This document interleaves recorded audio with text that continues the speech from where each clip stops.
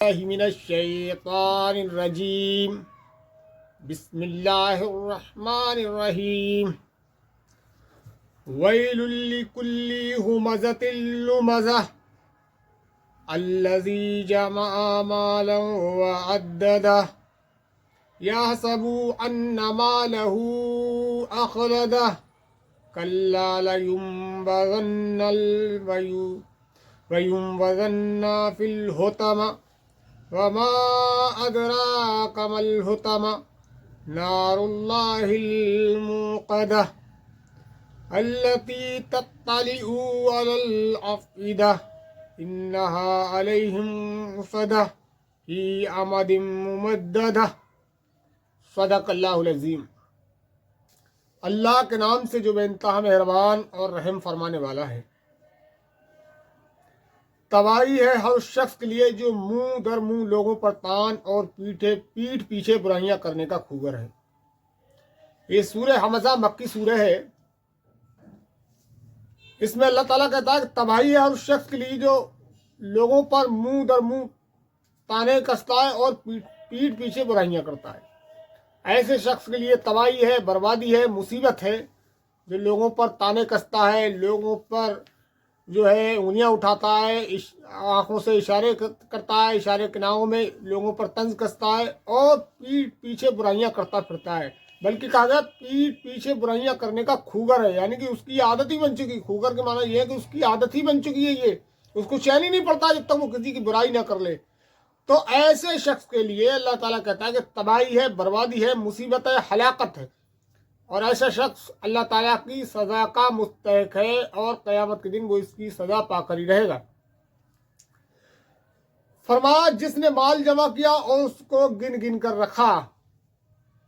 یہ جو خصلت پیدا ہوتی ہے انسان کے اندر کہ لوگوں پر تانے کسنا، لوگوں کی مذاقیں اڑانا، لوگوں کی برائیاں کرنا، پیٹھ پیچھے لوگوں پر کی چگلیاں کھانا، ان پر تانے کسنا، ان کے اندر عیب نکالنا، ان کے اندر برائیاں ٹٹولنا، یہ جو خصلتیں انسان کے اندر پیدا ہوتی ہیں وہ مال کے گھمنڈ میں پیدا ہوتی ہیں۔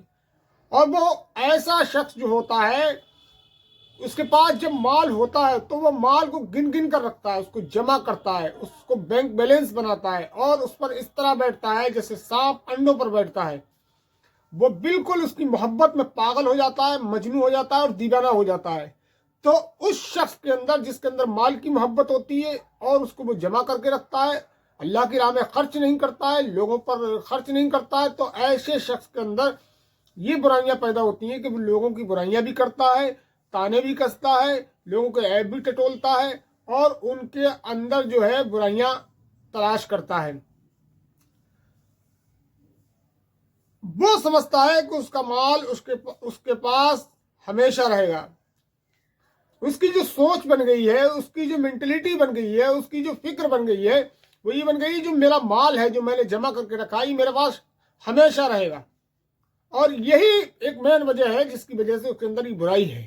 وہی سمجھ رہا ہے جو مال جو میرے پاس ہے یہ میری اپنی ذاتی ملکیت ہے اور میں اس کا مالک ہوں اور یہ مجھ سے کبھی چھیننے والا نہیں ہے، نہ کوئی چھین سکتا ہے۔ وہ سمجھتا ہے کہ میں نے اپنی طاقت کے بل پر، اپنی ٹیلنٹ کے بل پر، اپنی صلاحیت کے بل پر اس کو جمع کیا ہے، اکٹھا کیا ہے اور کمایا ہے، اور یہ جو ہے میرے کام آنے والا ہے اور یہ مجھ سے کبھی چھینا نہیں جائے گا۔ یہ اس کی ایک مینٹلٹی بن گئی ہے، اس کی سوچ بن گئی ہے۔ اللہ تعالیٰ کہہ رہا ہے ہرگز نہیں، وہ شخص تو چکنا چور کر دینے والی جگہ میں پھینک دیا جائے گا۔ اللہ تعالیٰ کہتا ہے کہ یہ تو سمجھ رہا ہے تیرا جو مال ہے یہ تیرے پاس ہمیشہ رہے گا، یہ تو نے اپنی جو ایک سوچ بنا لی ہے، ایک فکر بنا لی ہے، ایک مینٹلٹی بنا لی ہے، یہ مال مجھ سے چھینا نہیں جائے گا، تو اللہ تعالیٰ کا یہ ہرگز نہیں ہونے والا ہے۔ ایسا کچھ نہیں، اس دنیا میں ایسا کچھ نہیں چلتا ہے۔ اس دنیا میں جو آیا ہے وہ جائے گا، چاہے وہ انسان ہو، چاہے وہ مال ہو، چاہے وہ کوئی چیز ہو۔ جو ایک بار پیدا ہوئی ہے وہ دنیا میں فنا ہونے کے لیے پیدا ہوئی ہے، اور یہ کسی کی ذاتی ملکیت نہیں ہے، وہ کسی کے پاس ہمیشہ رہنے والی ہے۔ یہ اللہ کی ملکیت ہے، اللہ جسے چاہتا ہے دیتا ہے اور جب چاہے لے لیتا ہے۔ تو یہ تو نے جو سوچ بنا لی ہے کہ تیرے پاس ہمیشہ رہے گا، اور اسی کی گھمنڈ میں تیرے اندر یہ تکبر پیدا ہو گیا ہے، لوگوں پر تانے کستا ہے، لوگوں کی برائیاں کرتا ہے، لوگوں کو حقیر جانتا ہے، اپنے سے چھوٹا سمجھتا ہے۔ ایک بات ذہن نشین رہے، جو شخص دوسروں کو اپنے سے چھوٹا اور حقیر جانتا ہے ایسا شخص ہی دوسروں پر تانے کستا ہے، دوسروں کی برائیاں کرتا ہے اور دوسروں پر منہ در منہ تانے کستا ہے۔ तो ऐसे शख्स के अंदर ये क्वालिटियां होती हैं जो इस घमंड में होता है कि मैं मालदार हूं और मैं इनसे बड़ा हूं, ये मुझसे छोटे हैं। तो अल्लाह ताला कहता है कि चकनाचूर कर देने वाली जगह में फेंक दिया जाएगा, यानी जहन्नुम में फेंका जाएगा तुझे। तेरे दिमाग में ये बहम बैठ गया है कि मैं हमेशा जिंदा रहूंगा, हमेशा मेरा माल रहेगा, ये जो है मुझसे कभी छिनने वाला नहीं है, तो ये जहन से निकाल के फेंक दो। तुझे भी मरना है, तेरे माल को भी फना होना है, और तेरी इन हरकतों की वजह से, तेरी इस घमंड और इन जो तूने अंदर अपने अंदर ये क्वालिटी जो पैदा कर ली है, बैड क्वालिटी, बुरी खसलतें जो तूने अपने अंदर पैदा कर ली है, इसकी वजह से तुझे चकनाचूर कर देने वाली जहन्नुम में फेंक दिया जाएगा। इसे चकनाचूर कर देने वाली इसलिए कहा गया है कि ये इंसान की अंतड़ियां पीस कर रख देगी। और जहन्नुम के बारे में आता है कि नबी अकरम सल्लल्लाहु अलैहि वसल्लम ने फरमाया कि इंसान की अंतड़ियों को बाहर निकाल के फेंक देगी, फिर उसके अंदर जिल चढ़ाई जाएगी और घोष डाला जाएगा, फिर उसको ये सजा दी जाएगी। तो इस चकनाचूर कर देने वाली, पीस के रख देने वाली कहा गया है। और तुम क्या जानो क्या है वो चकनाचूर कर देने वाली जगह, यानी तुम्हें क्या पता वो कैसी है, क्या है। उसका अगर तुम्हें इल्म होता तो शायद तुम्हारे अंदर ये हरकतें नहीं होती।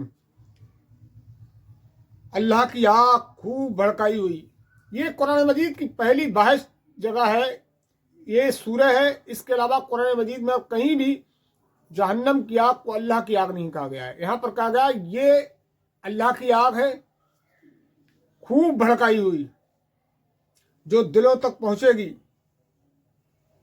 पहुंचेगी, वो उन पर ढांक कर बंद कर दी जाएगी। जब इंसान को जहन्नुम में बंद कर दिया जाएगा तो उसको ढांक दिया जाएगा और ऊपर से एक इस हालत में वो ऊंचे ऊंचे सुतूनों में घिरे हुए होंगे। यानी कि सॉरी, मैंने अभी पीछे बताया, मैं जो भूल गया था कि कुरान मजीद की यही सूरह है वो जिसमें कहा गया कि वो ऊंचे ऊंचे सुतूनों से ढांक कर बंद कर दिया जाएगा।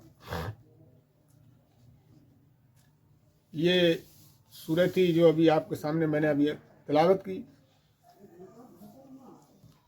और उसका तर्जुमा, उसकी तफसीर पेश करने की कोशिश की। अल्लाह ताला से दुआ है कि इसमें कहने और सुनने में अगर कहीं गलती हुई हो तो उससे दरगुजर फरमाए और हमारी छोटी सी काविश को कबूल मकबूल फरमाए और अमल करने की तौफीक अता फरमाए। आमीन।